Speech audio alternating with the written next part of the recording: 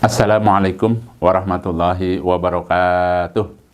Alhamdulillahirabbil alamin. Asyhadu an la ilaha illallah wa asyhadu anna Muhammadan abduhu wa rasuluh sallallahu alaihi wasallam wa ala alihi wa ashabihi amma ba'du.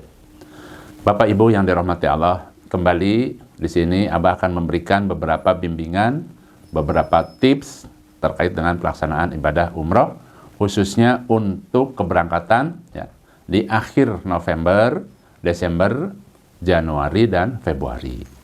Kenapa Abah akan memberikan arahan-arahan Bapak Ibu? Sebab Abah kurang lebih insya Allah sekitar 15 hari yang lalu baru pulang dari Tanah Suci dan tahu betul kondisi di sana.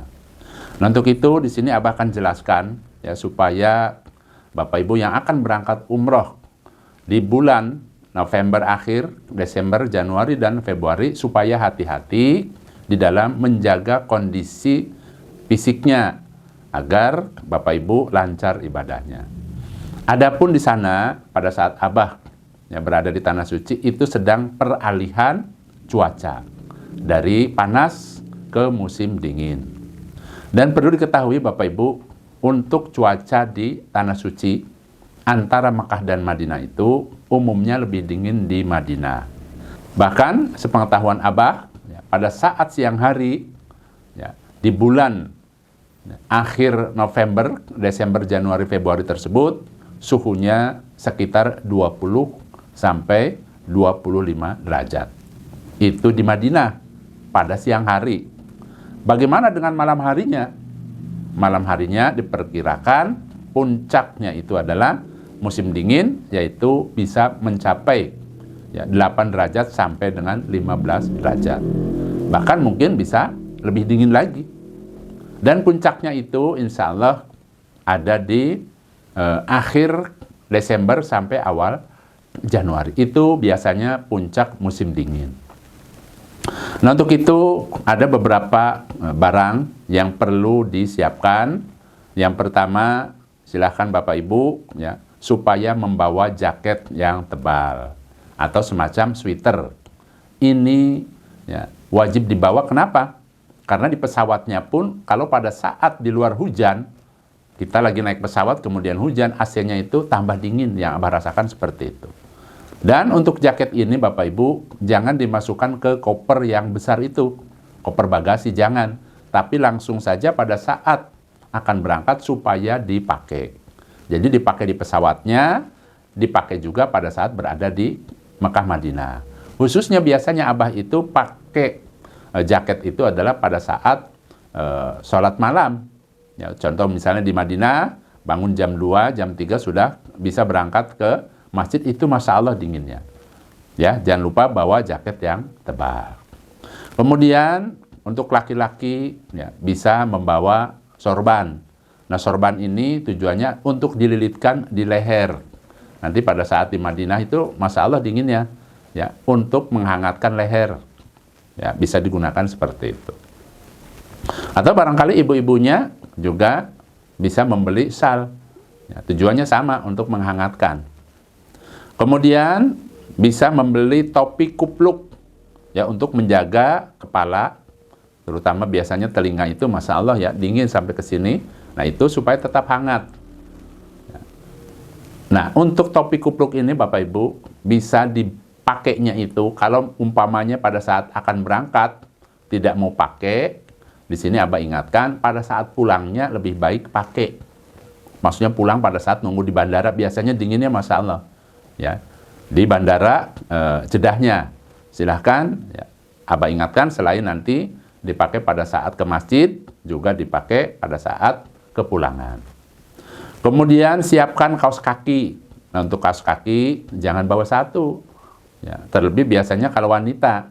Kalau wanita ini kan pada saat tawaf di Baitullah itu juga pakai kaos kaki. Umpamanya ya, kalau untuk wanita bawalah 3 umpamanya.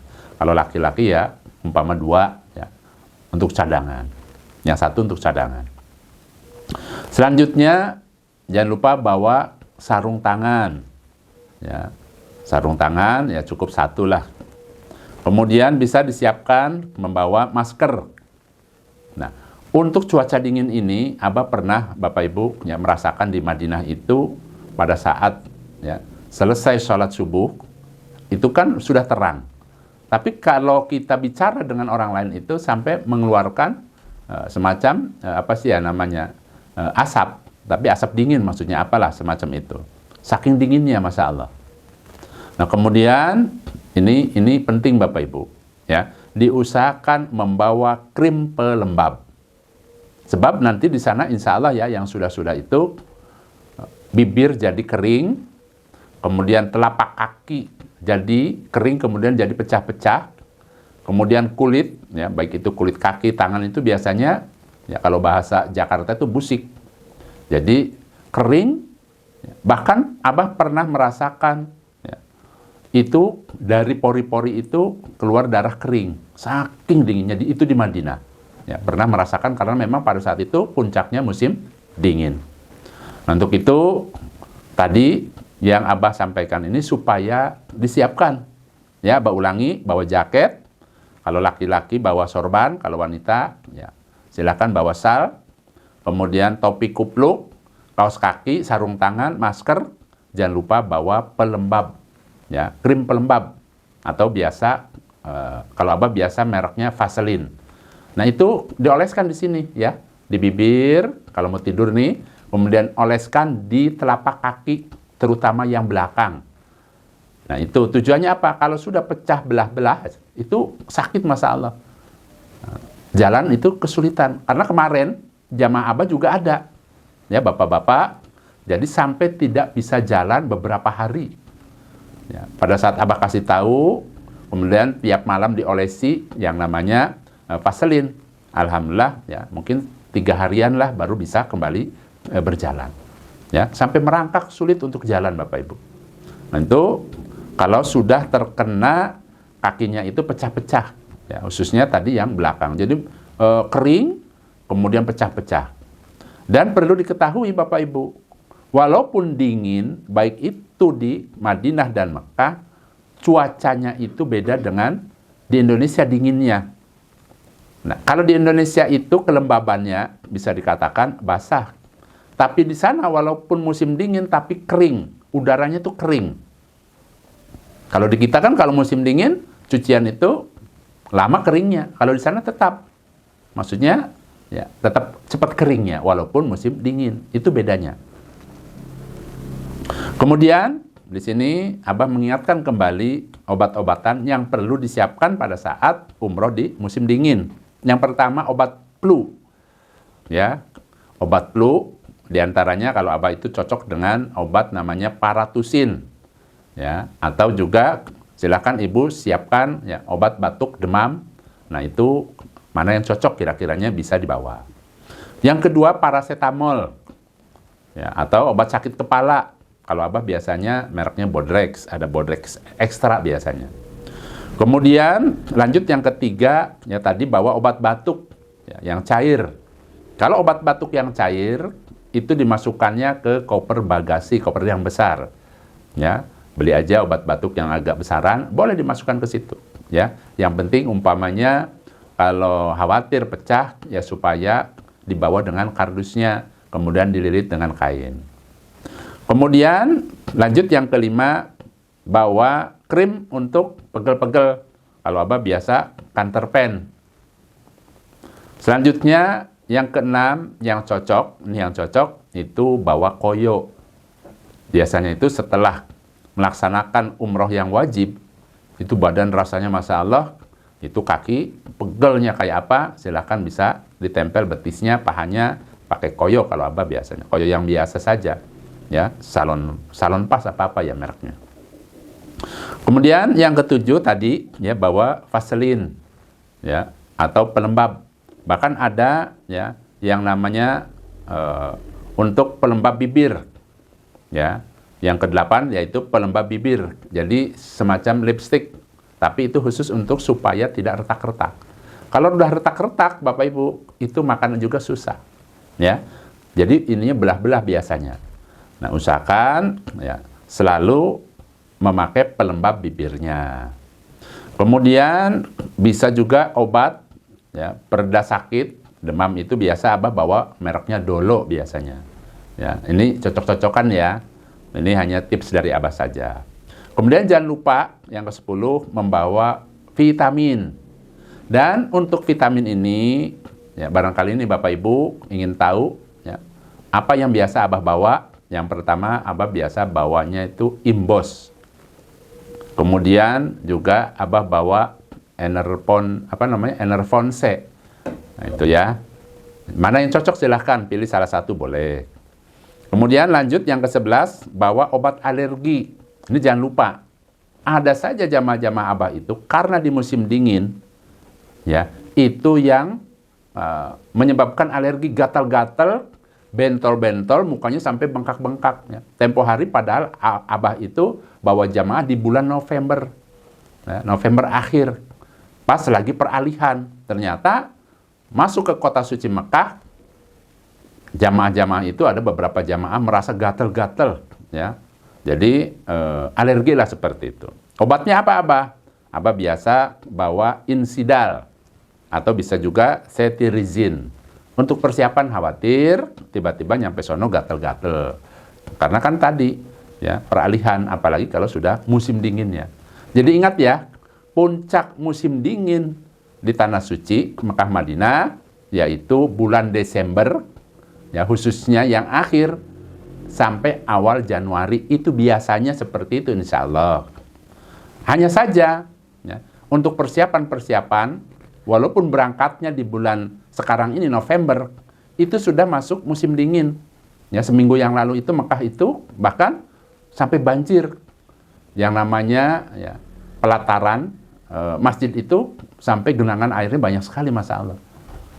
Nah, karena di sana itu selain musim dingin kadang-kadang turun hujan, ya bolehlah bawa payung. Untuk apa tadi? Untuk pada saat ke masjid udah siap. Jangan sampai nanti basah kuyup di jalannya. Apalagi kalau hotelnya jauh umpamanya ya. Bawa payung yang modelnya lipat tapi kecil saja. Ada, silakan beli di online. Insya Allah 20.000 apa berapa ya. Lanjut. Kemudian Abah akan mengingatkan ya, hati-hati musim dingin ini ya, tadi kadang-kadang efeknya itu bagi jamaah-jamaah, pertama ada saja jamaah yang mengalami gatal-gatal atau biduran. Makanya tadi Abah ya, bagi Bapak Ibu yang nggak kuat dingin ya, supaya betul-betul mempersiapkan ya obat-obatannya dan lain sebagainya. Kemudian biasanya ya, efek dari musim dingin ini kadang-kadang banyak jamaah itu sering pipis. Ya, minumnya kadang-kadang banyak, namanya kita kan di sana banyak air zam-zam dan lain sebagainya, itu menyebabkan sering pipis, ya disebabkan karena apa tadi? Ya, selain minum juga hawa dingin. Kemudian efek dari musim dingin diantaranya banyak yang sakit batuk dan pilek. Itu udah langganan. Batuk, pilek, demam, ya namanya musim dingin umumnya seperti itu. Ya. Kemudian lanjut, biasanya kulit akan menjadi kering. Bahkan tadi Abah pernah dari pori-pori itu keluar darah kering, saking dinginnya itu, masya Allah. Ya, bahkan ada teman Abah itu sampai mimisan, itu saking dinginnya. Nah, itu efek dari musim dingin biasanya seperti itu. Ya, kulit menjadi kering, kemudian kadang ada yang sampai mimisan. Ya, ini tidak menakut-nakuti, ini pengalaman Abah sendiri. Ya, tujuannya supaya apa? Bapak Ibu bisa mempersiapkan sebaik mungkin agar tetap bisa menjaga kesehatan, kemudian juga bisa membawa obat-obatan. Dan tentunya dengan tahu cara untuk pencegahannya itu maksudnya. Nah, kemudian ini cara pencegahannya bagaimana, Abah? Pencegahannya yang pertama, sebelum berangkat nih ya, sebelum berangkat, usahakan 3 hari sebelum berangkat diusahakan bisa minum vitamin. Jadi sebelum berangkatnya justru ya 2 hari atau 3 hari sebelum berangkat, sehari sekali saja. Supaya apa? Supaya tetap kondisinya, apalagi di Indonesia juga sama. Ini di Jakarta Abah ini saat ini sedang musim hujan.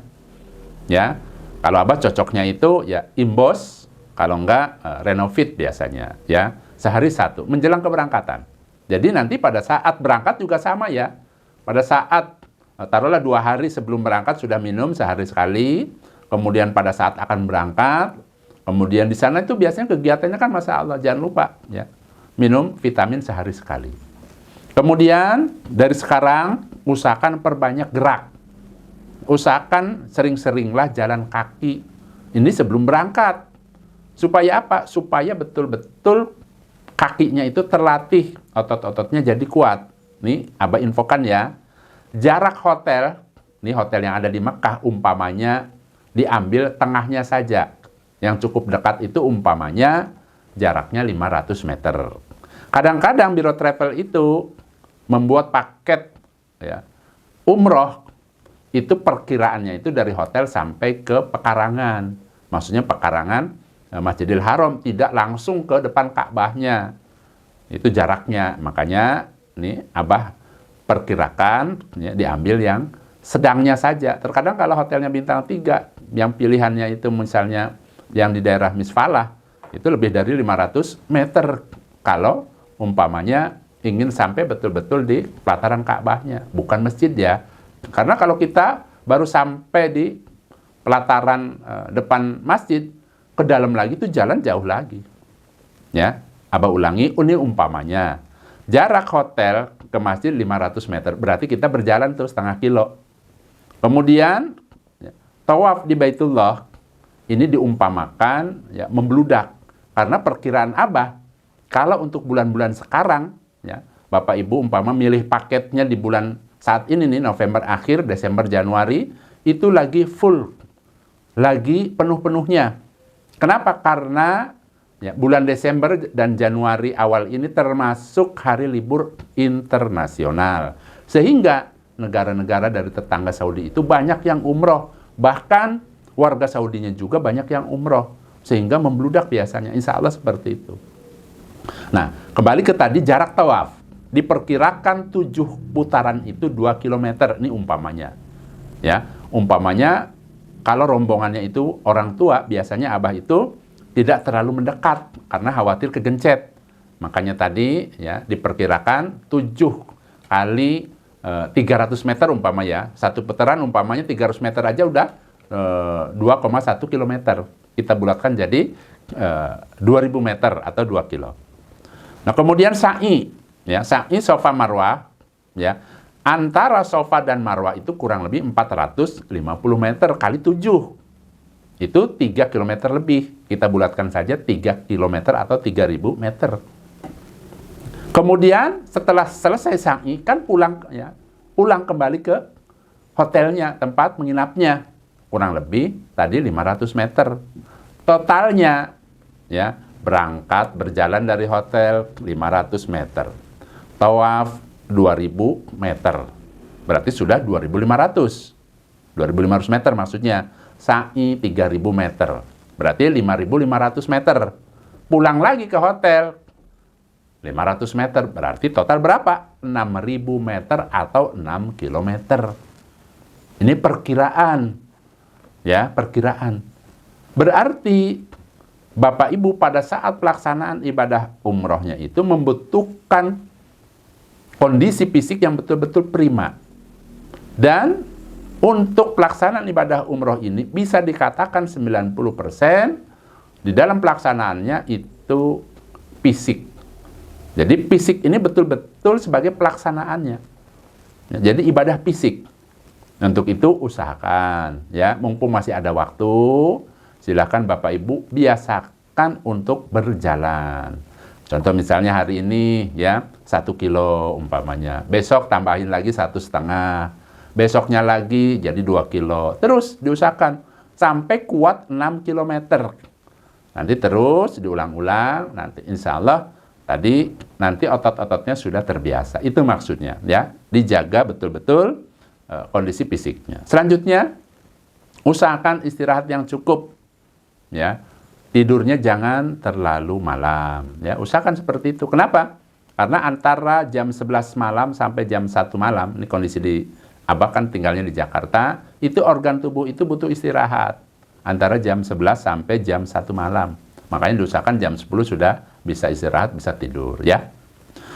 Kemudian yang terakhir, ini pencegahan sebelum berangkat ya, supaya tetap sehat, tetap fit, usahakan bisa menjaga makanan, ya. Apalagi yang sudah sepuh-sepuh, kolesterol, kemudian asam urat, belum lagi gulanya, ya diusahakan. Insya Allah Bapak Ibu juga paham ya, mana yang sekiranya perlu ditinggalkan, makanan-makanan yang sekiranya dapat meningkatkan resiko, ya, resiko naik gulanya, resiko asam uratnya kambuh.